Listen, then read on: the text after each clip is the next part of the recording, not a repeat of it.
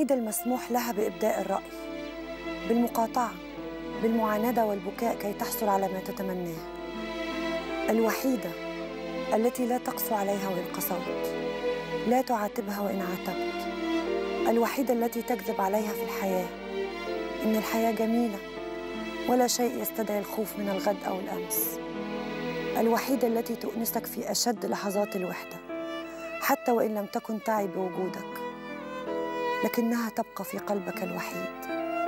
الوحيدة. وقف هو أمام المكتبة في حيرة لانتقاء كتاب، ثم يبحث بين صفحاته ولكن دون جدوى. هو ده اللي بتدور عليه؟ لا، التاني كان أصغر شوية وجلدته حمراء.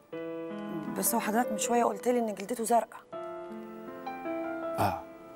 معلش يا حبيبتي، نسيت. انت متسربعه كده ليه؟ انت زهقتي مني ولا ايه؟ انا عمري ما ازهق منك، بس انا مش عارفه ايه هو الكتاب اللي احنا بندور عليه، وحضرتك واقف بقالك ساعه قدام المكتبه ومش لاقيين الكتاب خالص، وشويه تقول لي اصغر وشويه تقول لي اكبر وشويه تقول لي احمر وشويه تقول لي ازرق. الكتاب اللي احنا بندور عليه في ناس كتير قوي زينا بيدوروا عليه ومش لاقيينه، لكن انا اتاكدت انه في المكتبه دي. طب ايه هو السر الخطير اللي في الكتاب ده؟ السعادة. السعادة؟ السعادة اللي بيدور عليها أي بني آدم من أول ما يتولد لحد ما يموت، وأنا متأكد إن وصف الحالة موجود في الكتاب ده. تعالي. يا رب. أهو لقيته؟ اقري بقى.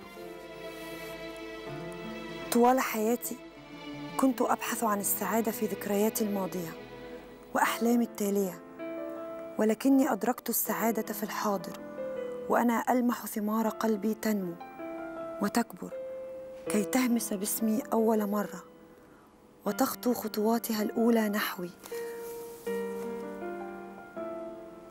لقد أدركتها في عيني ابنتي، وإن كانت تنساني أحياناً، فأصبحت الآن أتعلق باللحظة التي تجمعني بها، حتى وإن اضطررت لاختراع كتاب وهمي أبحث عنه كي نمضي الوقت سوياً.